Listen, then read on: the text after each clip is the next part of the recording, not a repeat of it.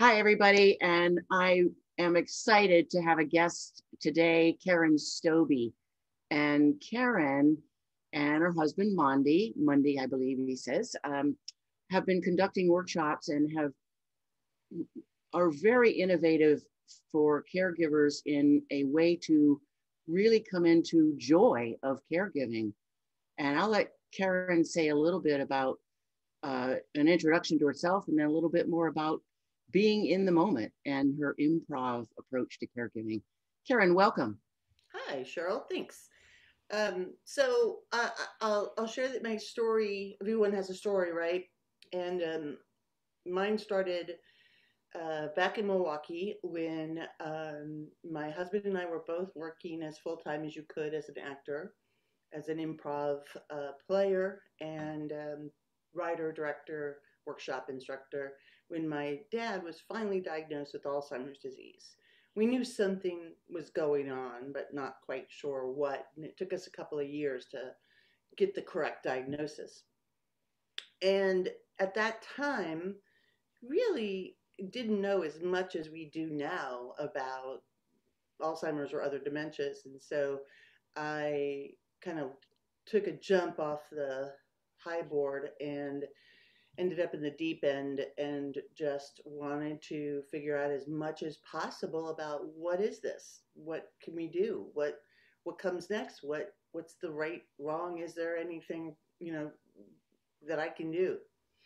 And the more I jumped in, the more I saw that I thought that there was a way to make some of the learning a little bit more interesting if we used some improv techniques. Right. And basically, when you look at the guidelines, because there's really no guidelines for either, no rules. There's guidelines, but there's no rules. And you look at the guidelines for improv, and you look at the guidelines for how to be with a person with Alzheimer's, and they're really completely parallel.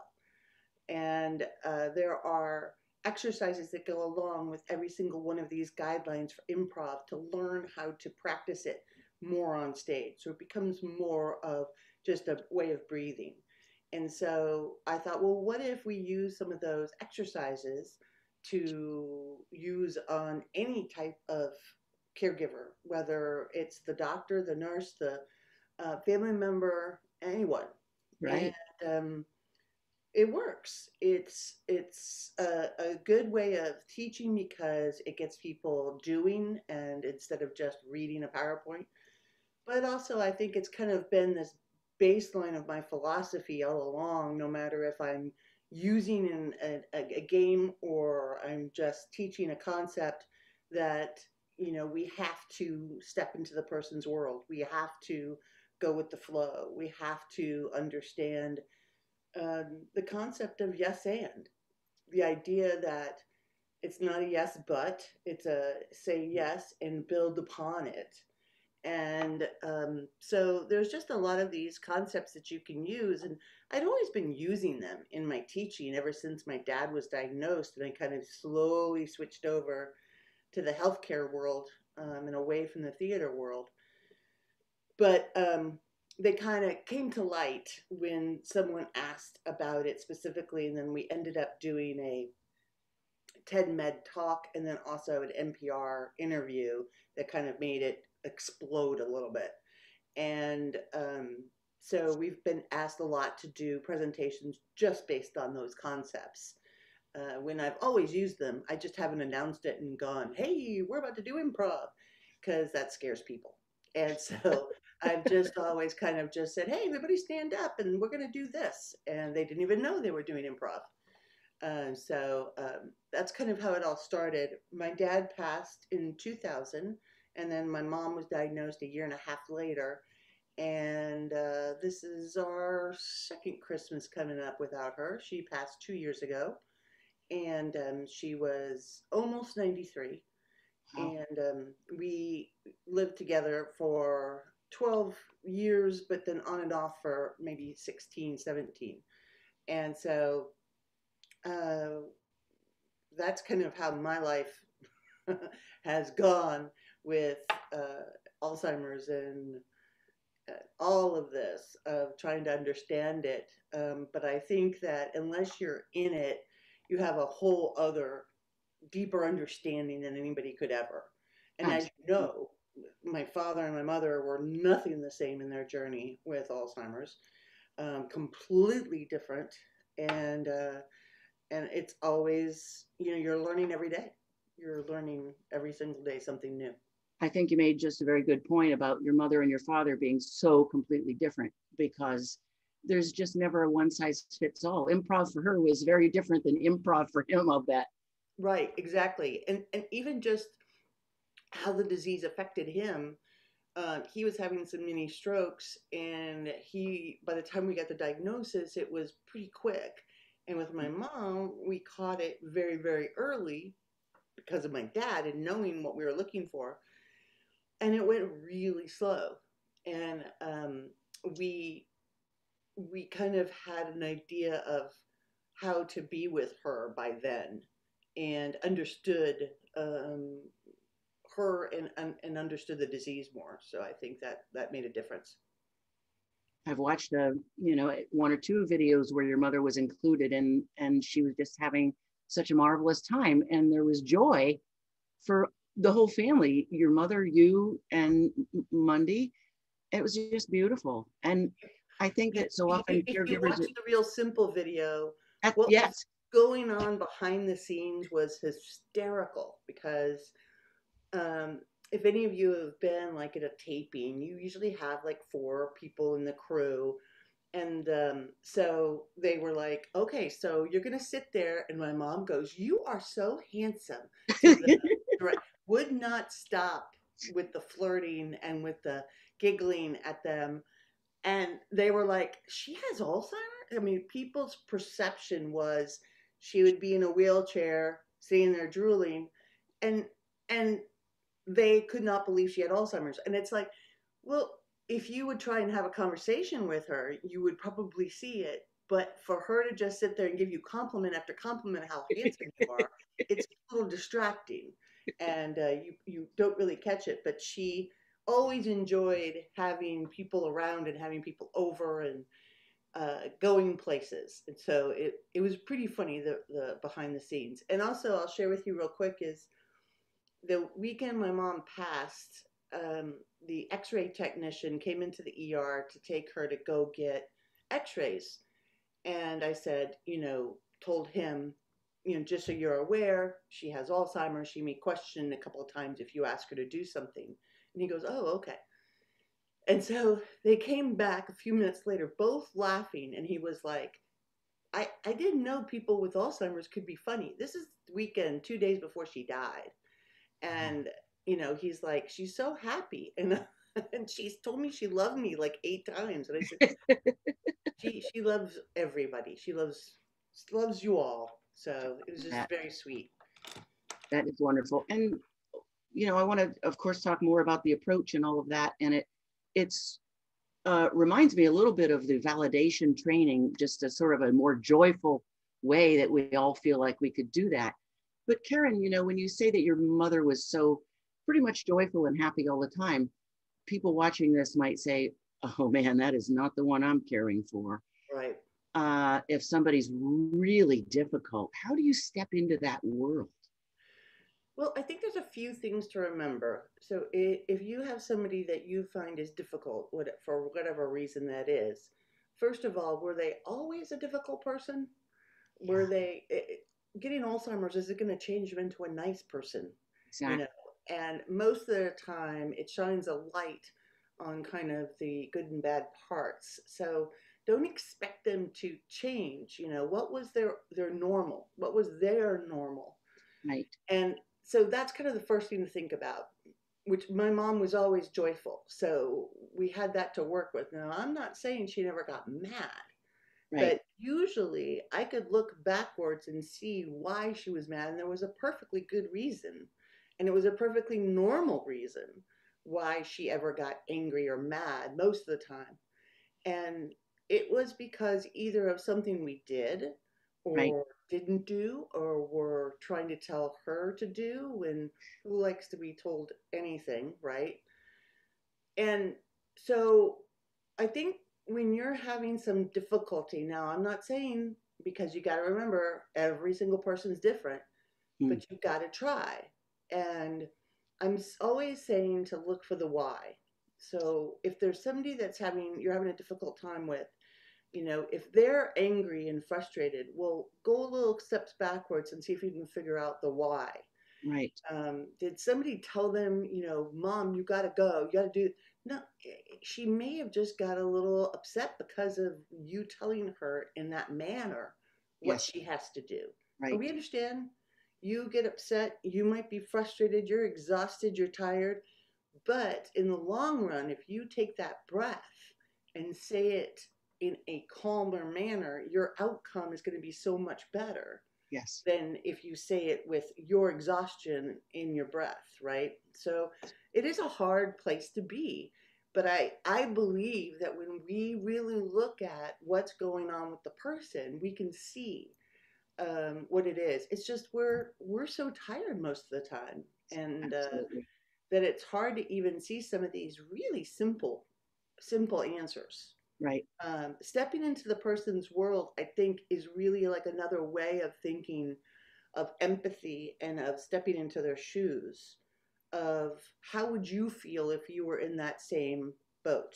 How would you feel if someone was saying that you recognize, maybe still as your child, is telling you to get your shoes on because you've got to go with her to the doctor? Right. I mean, there's a lot of people who have pride and dignity that are like, don't you tell me what to do. I Yeah. don't want to do what you're telling They've, me. they've said And that all their lives and they're still saying it. right. And so sometimes you have to really think about the tone and the manner in which you're saying things. Right. So I think that that's like one of the first steps. But even before that, I think that us as families, we tend to get upset about some things that, really, do we need to be upset about it? You Right. know, is it just because she's not doing it the way she always used to do it? And we want her to be our old mom or our old partner or whomever, that we want them to be the same. And then we get upset, they get upset. So instead of looking at something, as they're being difficult, maybe, I hate to say it, sometimes we're difficult. And we've got to figure out, hey, is this anything to be upset about? So Right. she's sitting at the table shredding up a napkin. I think sometimes when I have felt anxious or I don't understand what's going on, I might doodle, and I doodle like in the same, and what does it hurt though? What does Right. it hurt if she's tearing up a little napkin? Right. And it's not hurting anybody. It's not a concern of safety or health. So I think sometimes we have to realize the why behind, you know, Right. you're getting angry, but also the why behind the action of the person.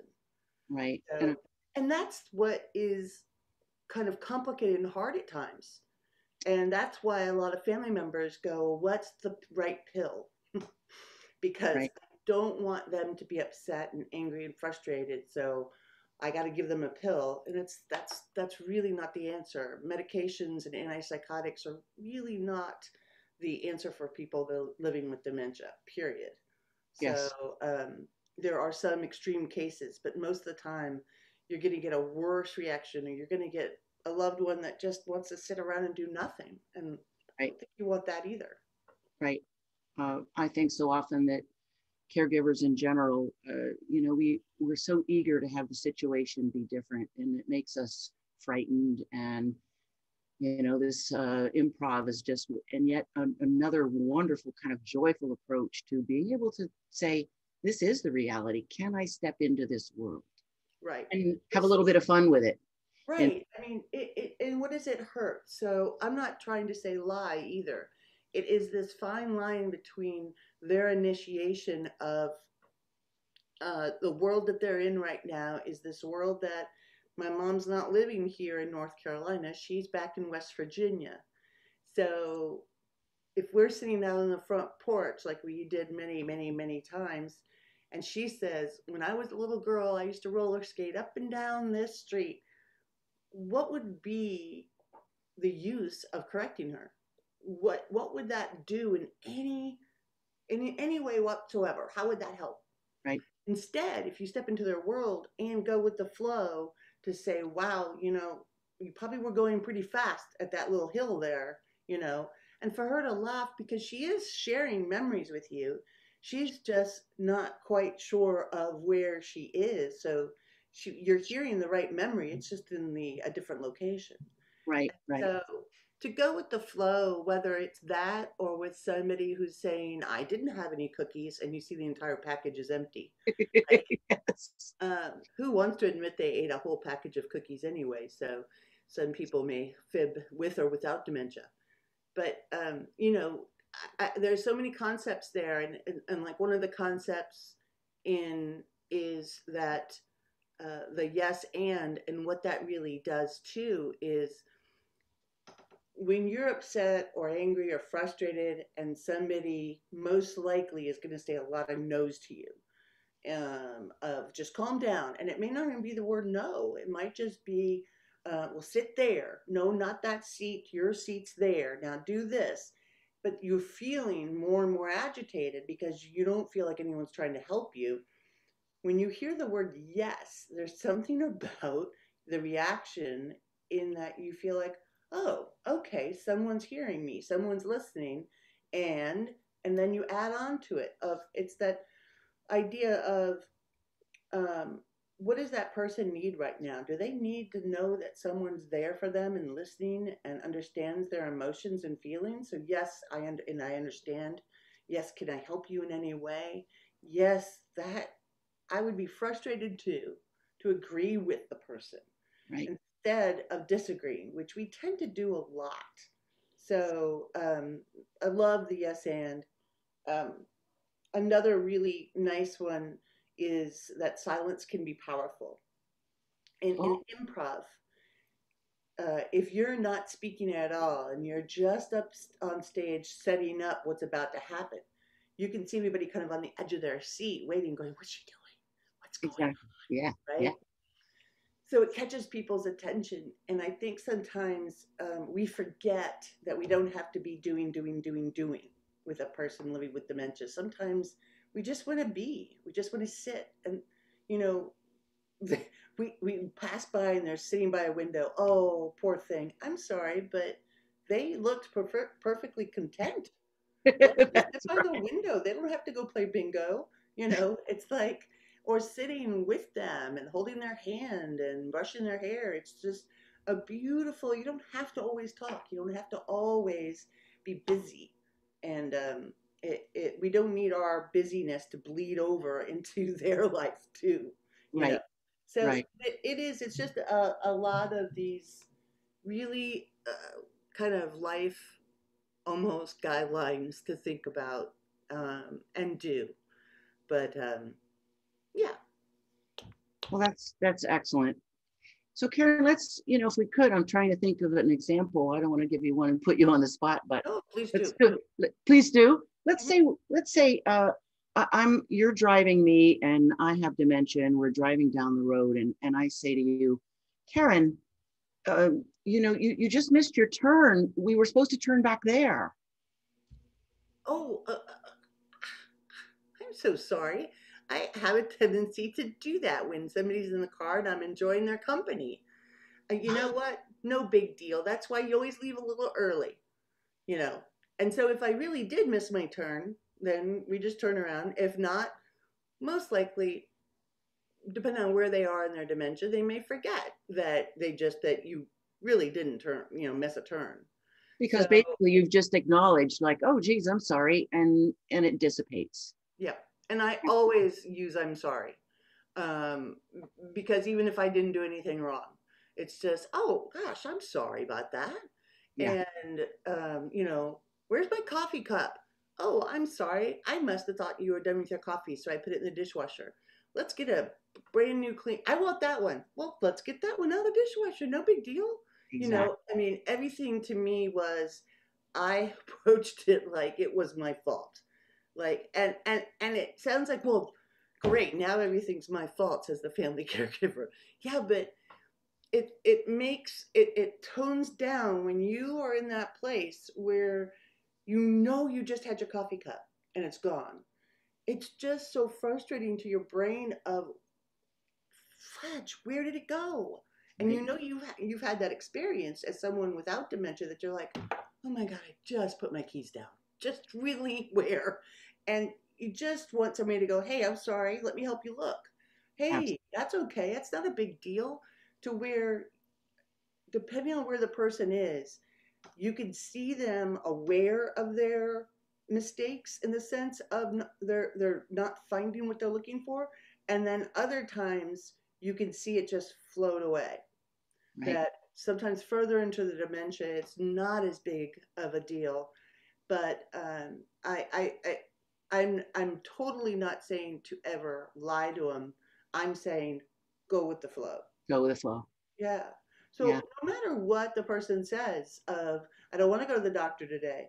Oh, okay. Well, let me get him on the phone for you, and you can tell me to. Oh no, I'll go. I mean, it depends. You got to know the person. Like towards my dad's end of my dad's experience when he was living with my mom, he would not shower. We could not get him in the shower, and my mom tried everything, and so she would say, you know, the doctor said that you have to take a shower. And she made him write it clearly on a prescription to take a shower once a week. And he would do it then.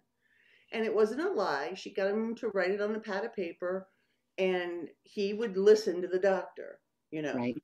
And Right. so when we started having aides come in to help him with some of his daily care, they weren't wearing anything but like a scrub shirt kind of thing and jeans or whatever. And I was like, if I buy a white coat, will you put it on just so you look more medical? Because he'll listen to anybody who's medical, you Yeah. know. Yeah. You just with a scrub shirt that's got little teddy bears, that doesn't look medical to him. You know, that That's looks like you're a child's aid. And they were like, oh, sure. And he would do everything right away.